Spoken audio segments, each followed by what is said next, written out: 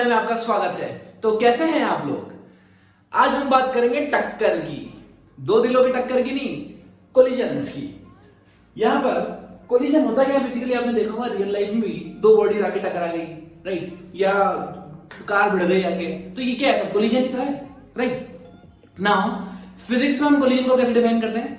In physics we define when exchange of momentum takes place between two physical bodies only due to their mutual interaction force, मतलब internal force, mutual interaction force, कोई भी external force नहीं होना चाहिए, is defined as a collision between two bodies, right? चलिए अब एक बात बताओ, collisions के लिए क्या दो बॉडी का फिजिकली टच होना जरूरी है? यस और नो? क्या दो बॉडी को टच होना जरूरी है अगर वो कोलाइड कर रही हैं तो? So the answer is no. मान लीजिए दो चार्ज पार्टिकल है, एक प्लस क्यू दोनों भाग रहे हैं इधर उधर, तो एक पर्टिकुलर सेपरेशन पे आके वापस चले जाएंगे, करेक्ट? वो कभी भी एक दूसरे को टच नहीं करेंगे।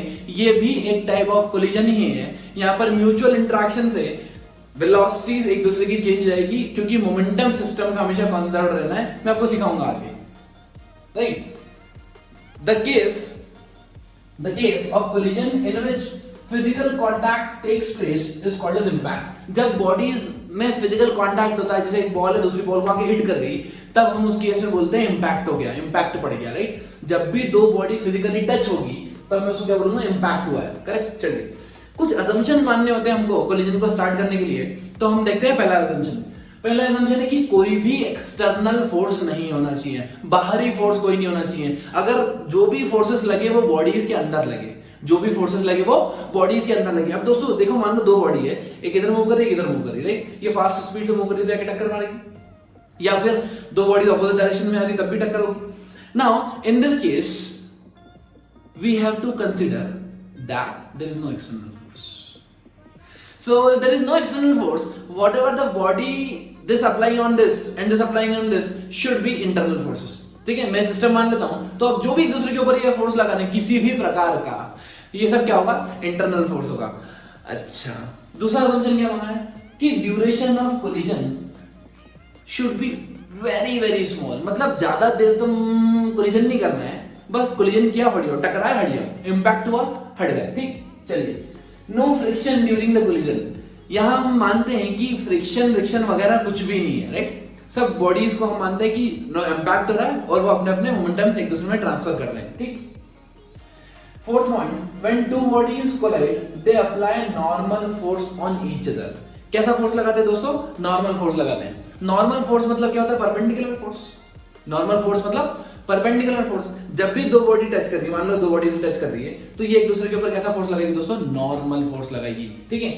तो मान लीजिए जैसे दो बॉडी बनी हुई है और ये बॉडी अगर टच कर रही है तो ये एक दूसरे पे नॉर्मल फोर्स ऐसे लगाएगी। ये वाली बॉडी इस पे इधर लगाएगी और इस पे इधर लगाएगी। क्या चीज आपको क्लियर है दोस्तों? अगली important terminology, line of impact. ये लाइन ऑफ इंपैक्ट क्या था? The line passing through common normal to the surface in contact. जो भी दो सरफेस कॉन्टैक्ट में हैं, उनके पॉइंट ऑफ कॉन्टैक्ट से पास होने वाली कॉमन नॉर्मल, उसको हम बोलते हैं line of contact, line of impact, LOI, right? Now अब डायरेक्शन ऑफ एलओआई निकालने के दो तरीके हैं, ठीक है?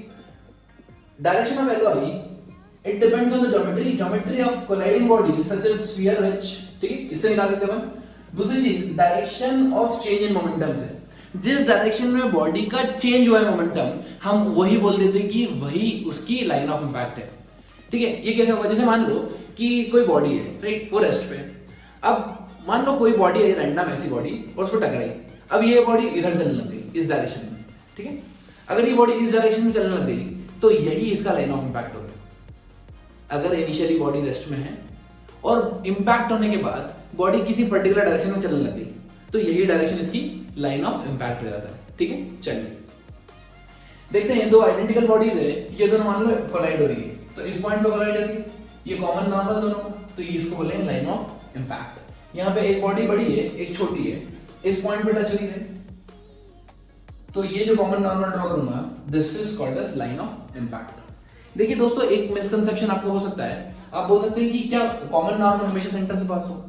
ऐसा कोई जरूरी नहीं है, ऐसा कोई रूल नहीं है कॉमन जो नॉर्मल होता है वो हमेशा सेंटर से ही पास हो। अगर मैं इसकी जगह मान लो कोई वेज ला के रख देता है ऐसा, राइट, तब भी क्या लाइन ऑफ इम्पैक्ट यही होता, लेकिन क्या इसका सेंटर और इसका सेंटर ऑफ मास कैसा वाला अलग है, ठीक है।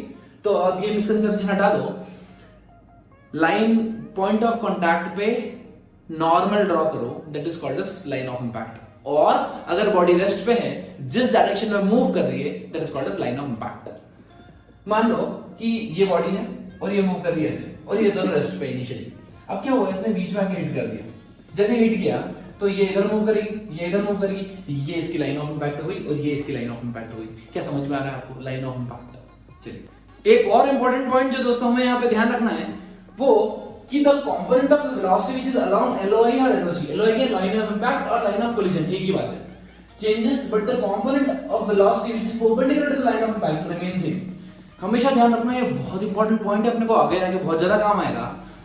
जब भी मैं वेलोसिटी का चेंज देखूंगा, हमेशा along the line of impact ही देखूंगा। लाइन ऑफ इम्पैक्ट के परपेंडिकुलर, जैसा सपोज लाइन ऑफ इम्पैक्ट ये है, इसके परपेंडिकुलर कभी भी वेलोसिटी इंडिविजुअल बॉडी की भी चेंज नहीं होगी, इंडिविजुअल बॉडी की भी चेंज नहीं होगी। दोस्तों बहुत इंपॉर्टेंट पॉइंट है, बाद में बड़ा मजा आएगा इसको याद रखने के बाद। अगर ये लाइन ऑफ इम्पैक्ट है तो यहाँ पे स्पीड अगर u1 है, ये स्पीड u2 है, तो ये डेफिनेटली दोनों स्पीड चेंज होगी क्योंकि ये लाइन ऑफ इम्पैक्ट के अलोंग है। लेकिन यहाँ देखते हैं, मान लीजिए कि जब ये टकरा रहा था इस पे ग्राउंड पे, तब इसकी टकराने की जस्ट बिफोर स्पीड u थी, एंगल था थीटा, अज्यूम। अगर टकराने के बाद ये ऐसा निकल गया किसी एंगल थीटा पे ही, किसी एंगल थीटा पे ही, तो दोस्तों देखो इसकी हॉरिजॉन्टल कंपोनेंट और वर्टिकल कंपोनेंट ये होगा, लाइन ऑफ इम्पैक्ट क्या हुआ, ये लाइन, दोनों का नॉर्मल, इसका भी नॉर्मल और उसका भी नॉर्मल, राइट। चलिए, ये हो गया मेरा लाइन ऑफ इम्पैक्ट, राइट। अगर ये एंगल थीटा है तो क्या ये एंगल थीटा है, मतलब ये हुआ मेरा u cos थीटा और ये हुआ मेरा u sin थीटा। अगर मेरी स्पीड मान लो v है, अज्यूम कर लो कि मेरी स्पीड v है, तो इसके भी दो कंपोनेंट होंगे, ये थीटा तो ये भी, ये थीटा तो ये थीटा, ये जाएगा v cos थीटा और ये जाएगा v sin थीटा। प्रिंसिपल बोलता है कि this is along line of impact and this is perpendicular line of impact.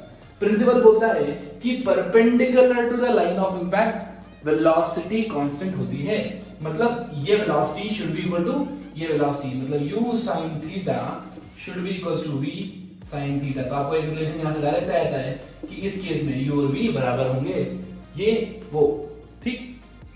आइए दोस्तों, अब हम देखेंगे क्लासिफिकेशन ऑफ कोलिजन।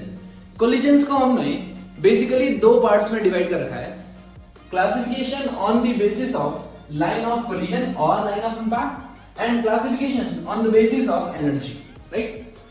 अब हम देखते हैं classification on the basis of line of impact. आपको पता है लाइन ऑफ इम्पैक्ट क्या होती है, कॉमन नॉर्मल, राइट। नाउ एक टाइप ऑफ कोलिजन होता है head on, second is called as oblique collision. ये हेड ऑन कोलिजन क्या होता है, मान लीजिए कि बॉडी की इनिशियल वेलोसिटी ऐसे थी और दूसरी बॉडी ऐसी थी, टकराने के बाद ये अभी भी सेम लाइन में ही चल रहे हैं, सेम लाइन में। वेलोसिटी डिफरेंट हो सकती है, स्पीड डिफरेंट हो सकती है, कुछ भी डिफरेंट हो सकता है, लेकिन लाइन अभी भी उनकी सेम है जो पहले थी। That type of collision is called as head on collision. Oblique collision में क्या होता है, मान लीजिए कि बॉडीज ऐसे चल रही है, राइट, और टकराने के बाद ऐसे चलने लगती है, मतलब इनिशियल लाइन और कोलिजन के बाद वाली लाइन ऑफ वेलोसिटीज डिफरेंट है। Such collisions are called as oblique collision, right. चलिए, अब हम देखेंगे classification on the basis of energy. On the basis of energy we have categorized in 3 parts. First is elastic, it is also called as perfectly elastic collision, it is also called as perfectly elastic collision.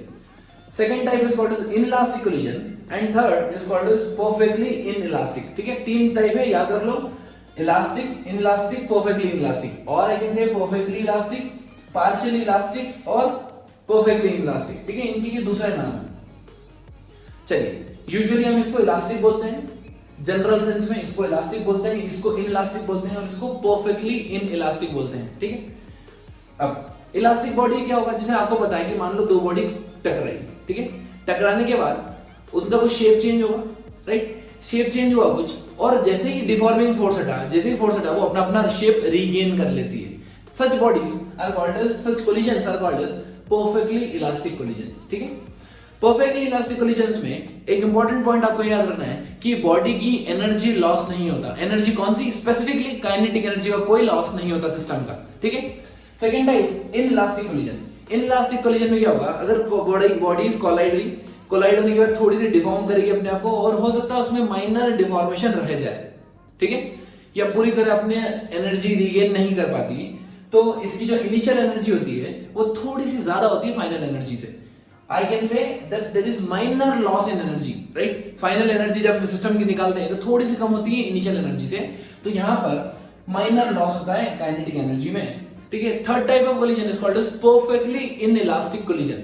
Perfectly inelastic collision मतलब कोई body आई और उसे टकरा के उसके साथ ही चिपक के चली गई, ठीक है। जैसे मान लीजिए एक ब्लॉक है, उसमें मैंने बुलेट को शूट किया, अब बुलेट उसके अंदर एम्बेडेड हो गई और साथ में मूव कर रहे हैं। Such collisions are called as perfectly inelastic collisions. In perfectly inelastic collisions there is major loss in energy. सबसे ज्यादा अमाउंट ऑफ एनर्जी का लॉस इस कोलिजन में होता है, ठीक है। दोस्तों अगला इंपॉर्टेंट कॉन्सेप्ट आता है यहाँ पर, कोएफिशिएंट ऑफ रेस्टिट्यूशन। हो सकता है ये टर्म बहुत सारे लोगों के लिए न्यू हो, लेकिन अगर आप एक बार ये समझ गए तो इसके एप्लीकेशंस काफी हैं और इससे आप काफी सारी प्रॉब्लम सॉल्व कर सकते हैं, ठीक है। कोएफिशिएंट ऑफ रेस्टिट्यूशन देखते हैं। Coefficient of restitution is denoted by e, small e। ऐसे नंबर दे दिया, कुछ ऐसे वेरिएबल दे दिया, कुछ भी है ना, वेरिएबल दे दिया अपन ने e। What is e? It is impulse of reformation divided by impulse of deformation. Deformation मतलब कब? जब बॉडीज कोलाइड हो रही होगी, वो एक दूसरे पर डिफॉर्मिंग फोर्स लगा रही होगी, राइट। रिफॉर्मेशन कब? जब वो वापस अपनी शेप को रीगेन करने की कोशिश कर रही होगी, ठीक है। सो इसको मैं ऐसे भी लिख सकता हूं, इंटीग्रेशन ऑफ FRT, ये बेसिकली क्या है? इंपल्स किसका? रिफॉर्मिंग फोर्स का। और ये FTDT, ये कौन सा इंपल्स है दोस्तों? डिफॉर्मिंग फोर्स का, राइट। आपको ये याद नहीं रखना है, लेकिन आपको ये याद रखना है, ये बहुत ज्यादा इंपॉर्टेंट है, आपकी लाइफ चेंजिंग फॉर्मूला ही है। यहाँ पे E equals to velocity of separation along the line of impact divided by velocity of approach along the line of impact। इसको मैं समझाता हूँ। सपोज मैंने दो बॉडीज ली और दोनों बॉडीज का शेप अभी आइडेंटिकल मानता हूँ इजी करने के लिए, राइट। मैं मान लेता हूँ कि ये शेप इसका ऐसा था, ये स्पीड u1 से मूव कर रही है, ये स्पीड u2 से मूव कर रही है। दोस्तों ये कोलाइड कब होगी? जब u1 मोर देन u2 होगा, right? So u1 minus u2 is also written as velocity of approach। किस वेलोसिटी से मेरी पीछे वाली बॉडी आगे वाली बॉडी को अप्रोच कर रही है? u1 minus u2, ठीक है। चलिए तो वेलोसिटी ऑफ अप्रोच मैं यहां से लिख सकता हूं u1 minus u2 इस केस के लिए ना। अब वो क्या करेगी? कोलाइड जैसे हुई तो वो एक ना एक, मान लीजिए टच कर रहे हैं ऐसे, इस तरीके से, राइट। पहले क्या हो रहा था कि जैसे ही हमने टच किया, जैसे दोनों बॉडीज ने टच किया, दोनों बॉडीज ने एक दूसरे के ऊपर कैसा फोर्स लगाया? डिफॉर्मिंग फोर्स लगाया दोस्तों। दोनों बॉडी ने एक दूसरे के ऊपर डिफॉर्मिंग फोर्स लगाया। अब जैसे ही डिफॉर्मिंग फोर्स होगा, हल्की सी बॉडी का शेप चेंज हो जाएगा जहां से डिफॉर्म हो रही, राइट। अब यहां से क्या होगा? रिफॉर्मिंग फोर्स लगना स्टार्ट होगा दोस्तों। अब ये रिफॉर्मिंग फोर्स लगाना स्टार्ट करेगी, FR। फिर फाइनली क्या होगा? बॉडीज अपना अपना शेप रीगेन कर लेगी। Depends on the type of collision वो शेप रीगेन करती है नहीं, बट फिर भी मैं जनरल केस लेके चलता हूं कि स्पीड हो गई इसकी v1, इसकी स्पीड हो गई दोस्तों v2, राइट। अब इस केस में कौन ज्यादा होगा? v2 ज्यादा होगा, क्योंकि अब फिर से कोलिजन नहीं होने वाला, राइट। अगर v1 हो गया तो फिर से कोलिजन हो सकता है। तो v2 minus v1, क्या इस वेलोसिटी से ये बॉडी सेपरेट हो रही है, right. So this v2 minus v1 is also called as velocity of separation. So v2 minus v1 is velocity of separation. और यहाँ पे हमने head on collision लिया है, तो जो velocities की डायरेक्शन इनिशियली है before collision, वही डायरेक्शन आफ्टर collision भी है। इसलिए मैं इसको डायरेक्ट लिख सकता हूँ, coefficient of restriction is v2 minus v1 divided by u1 minus u2। लेकिन हमेशा ध्यान रखना दोस्तों, velocities along the line of impact लेना है आपको। अगर आपने ये पॉइंट समझ लिया तो आपका 50% कोलिजन्स क्लियर हो गया, ये समझ लो, ठीक। चलिए एक पॉइंट और आपको यहां ध्यान रखना है, ये जो कोएफिशिएंट ऑफ रेस्टिट्यूशन है E, coefficient of restitution E है, ये अलग अलग टाइप ऑफ कोलिजन के लिए फिक्स्ड है। अगर E की वैल्यू 1 है, इसका मतलब ये परफेक्टली इलास्टिक कोलिजन या इसको इलास्टिक कोलिजन का नाम दिया जाएगा। अगर इलास्टिक कोलिजन बोला है इसका मतलब E वैल्यू 1 आएगी, राइट। अगर E की वैल्यू 0 से 1 के बीच में है, इसका मतलब ये कौन सा केस हुआ दोस्तों? ये हुआ मेरा इनइलास्टिक वाला केस। इसको बोलते हैं इनइलास्टिक या दूसरा नाम पार्शियली इलास्टिक। अगर E की वैल्यू 0 है, E की वैल्यू दोस्तों 0 है, तो ये मेरा थर्ड केस हुआ perfectly inelastic collision. Perfectly inelastic collision, right. इस केस में बॉडीज जो कोलाइड होती है वो स्टिक हो जाती है, इस केस में अपनी ओरिजिनल शेप रीगेन कर लेती है, राइट। सो E वैल्यू यहाँ पर 1 है, E वैल्यू यहाँ 0 है, और जो इनइलास्टिक केस होता है उसमें E वैल्यू 0 से 1 के बीच में होती है। मंजिल तो मिल जाएगी भटकते ही सही, गुमराह तो वो हैं जो घर से निकले ही नहीं। Stay motivated, keep learning, keep supporting.